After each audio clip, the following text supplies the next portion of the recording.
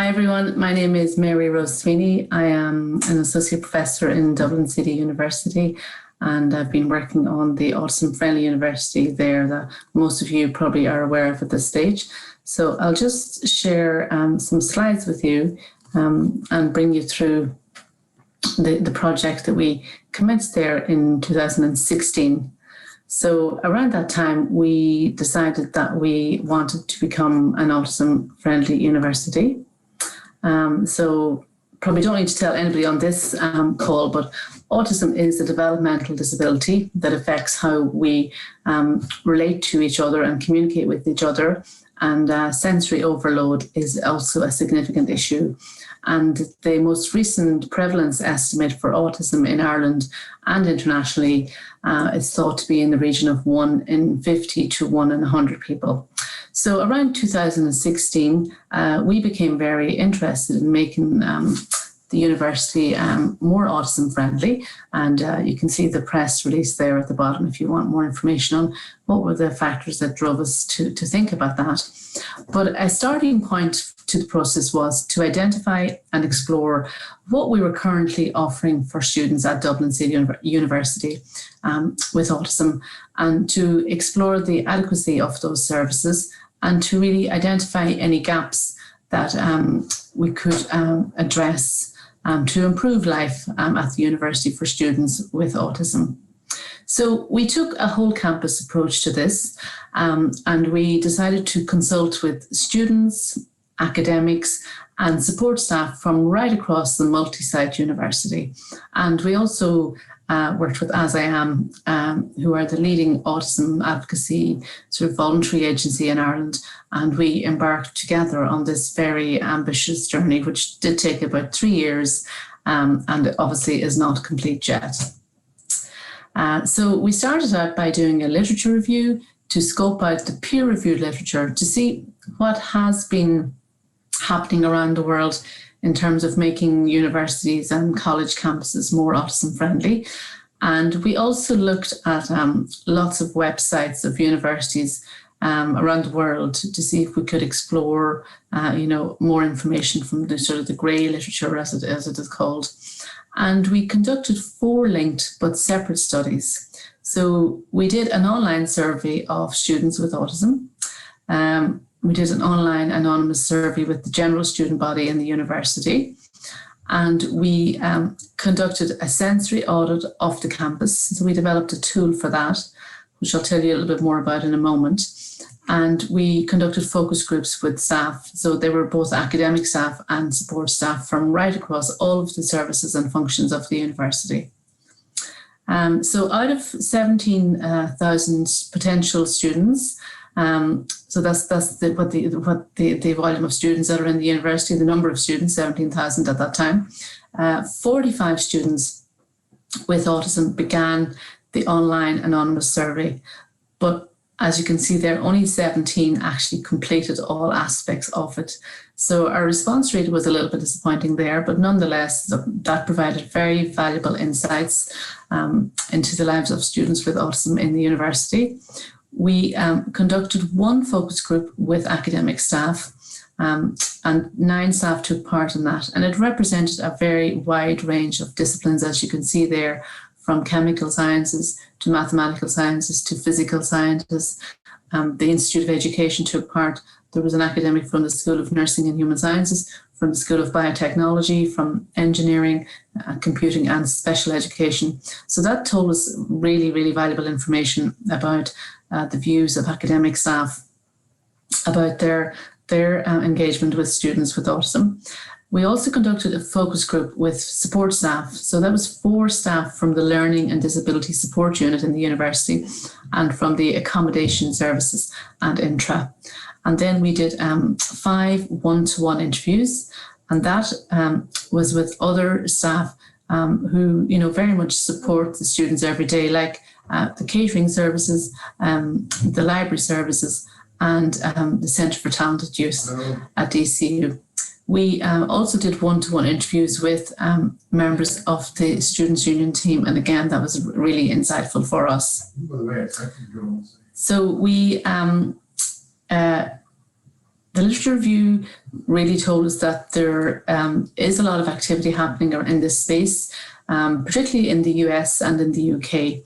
And there does seem to be an increased recognition that students with autism do need and would benefit from additional supports that extend beyond the usual supports offered by universities. And they would need to be, complementary initiatives. In the Irish context, we find that there is some evidence that HEIs are now placing a greater emphasis on the needs of students with autism, but a lot of them haven't really moved into, actively implementing those supports at that point, which was 2016. So study one, which was our online anonymous survey with students, which was disseminated through the Office of the Learning and Disability Support Unit, to students who were registered with their service. It also went out on an an all student mailing list, so that even if students hadn't registered or hadn't disclosed their diagnosis to the university, that they could still take part in that survey. And that survey painted a rather bleak picture of how our students with autism were feeling at that time. And they revealed many struggles, including feeling very lonely, feeling depressed and anxious, feeling isolated. They reported having difficulty communicating with their peers. They were very fearful of disclosing their diagnosis, and that prevented them from being able to take up the offers of support that were available to them.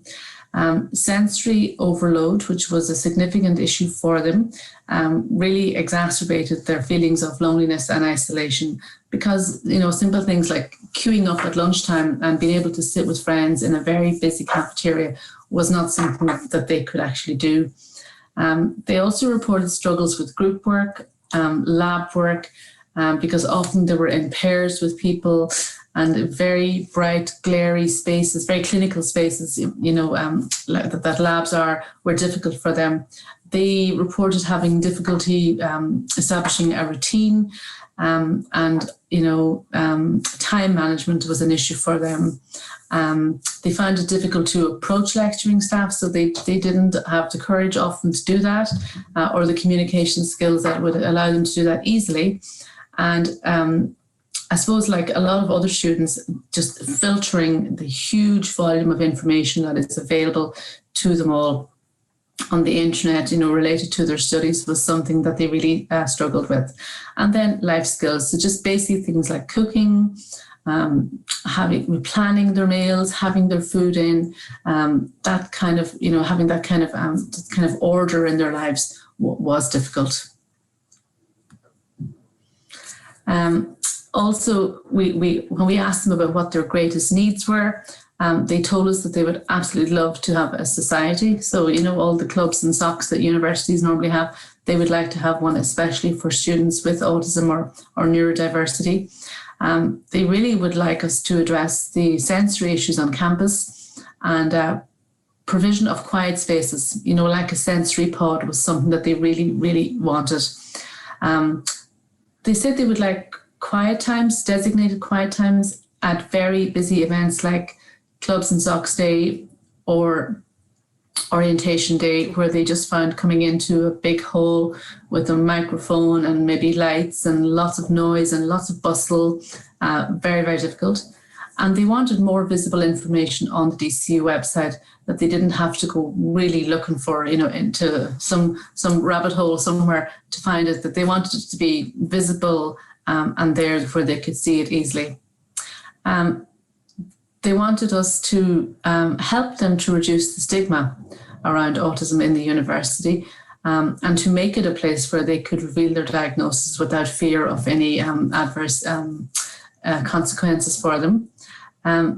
They wanted better communication across the different offices at DCU, and they felt that there should be autism-specific training for staff of the university across all of the different sectors.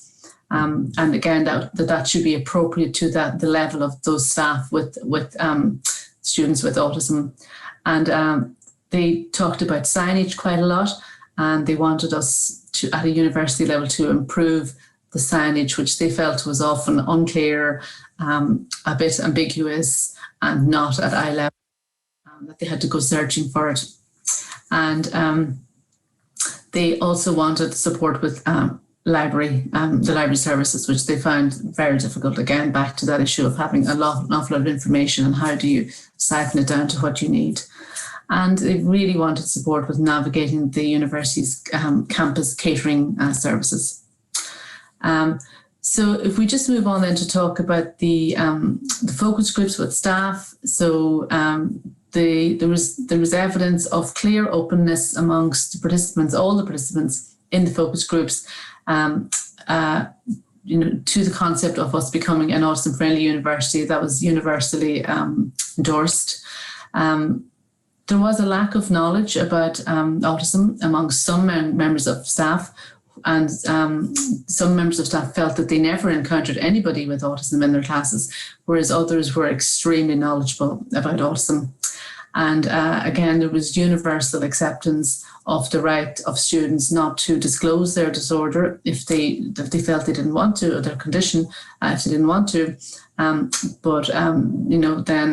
there was also the acknowledgement that made them less able to tap into the supports and services that were there for them if they didn't disclose. The staff focus groups highlighted the need for further staff training, for an expanded role of the Disability and Learning Support Unit, and an increased role for the Office of Student Life, which includes our Students' Union, our clubs and SOCs, our student ambassadors, and our class reps. And that they felt that was a route to explore, having somebody in every single class, a tentacle into every class, through which we could make the lives of students with autism just that bit more comfortable.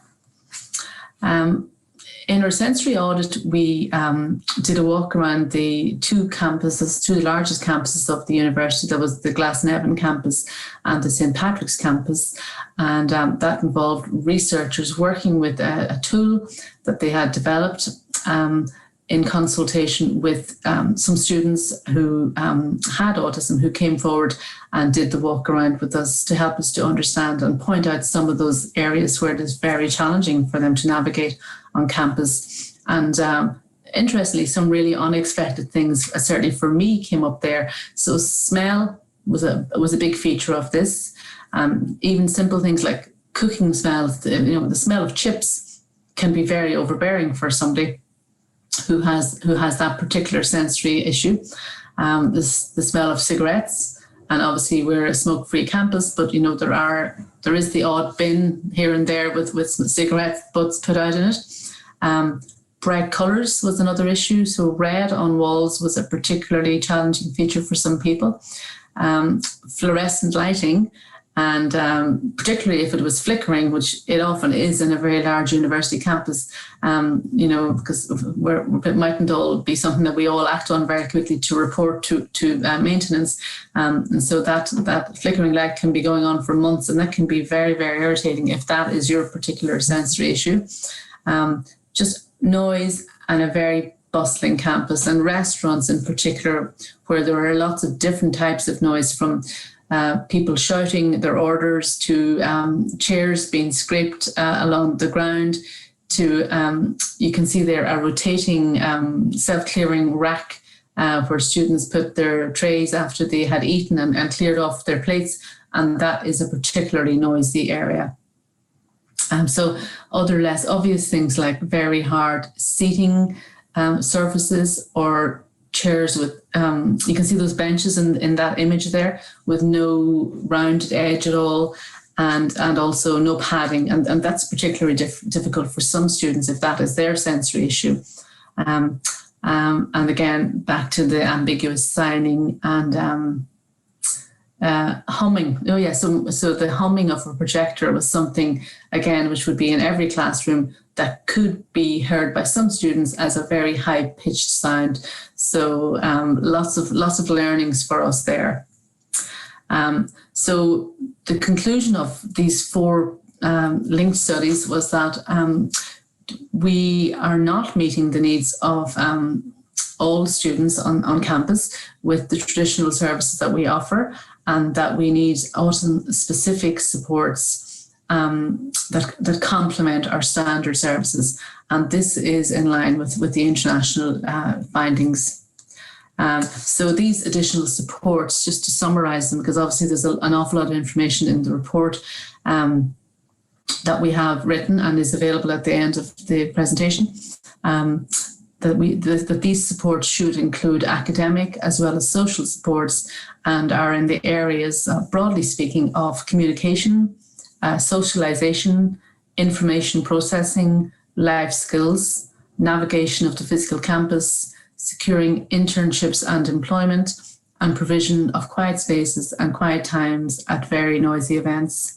And they should be augmented by increased autism-specific training and awareness amongst academic and support staff across the entire campus, as well as amongst the general student body, and in particular the student union, the student ambassadors, and the class reps. So what did we do with all this data? Well, we developed a set of 8 principles, and they are all grounded in the findings of the research, and proposed 43 separate recommended actions to embed in DCU. And our president, Brian McCrath, he was our president at the time. He's no longer our president. He was very committed to this project, and he gave a strong commitment to delivering on the action plan over the following 3 years. And to begin this work, we appointed an full-time autism-friendly university coordinator, who began the process then of working with all of the various DCU offices and services that are best placed in terms of their expertise to support the implementation of the actions. And that's constituting, so phase 1 was the research piece that I led. Phase 2 is the implementation of the action plan, which is now well underway. And we will be beginning shortly the process of the second research piece, which I will be leading again, to evaluate the implementation and how that's going and how that has benefited students, and to re-explore again the gaps and where we should go. It has really been really interesting for us that other HEIs are now embarking on this journey, and this autism-friendly university project and these principles are now translating to settings around the world, HEIs around the world, but also to organisations outside of academia, which is really interesting, and have informed the development of an autism-friendly hospital, and also have informed a hiring managers toolkit for Indeed, which are a large recruitment company. So I've included the principles there. You can see they were I'll just go through them quickly in the interest of time.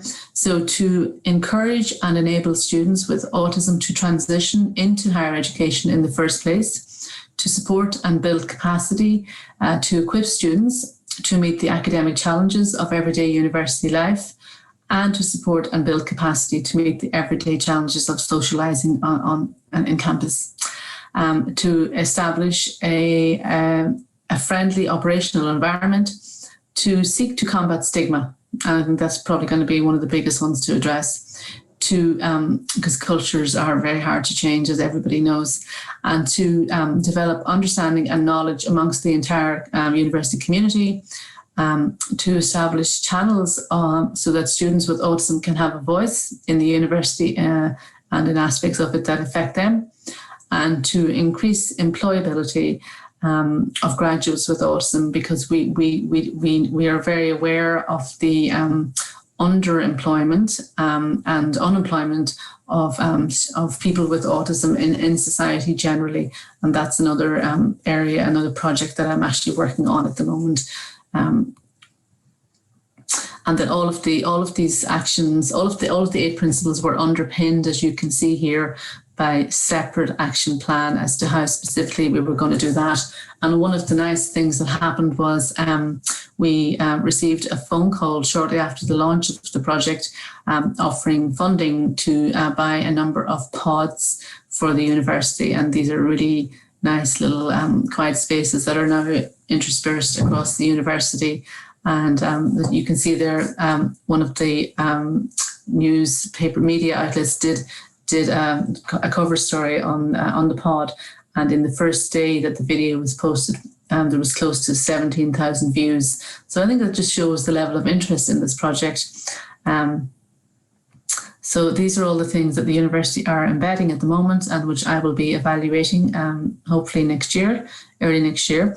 The full report of the project, everything we did and found and are trying to do, is captured in this nice report. And the project was launched in 2018 by the President of Ireland, Michael D. Higgins. So that was a really lovely launch, and lots of people came along to find out what was happening. So if you have any questions or queries about the project, feel free to drop me an email at maryrose.sweeney@dcu.ie. And many thanks for your attention.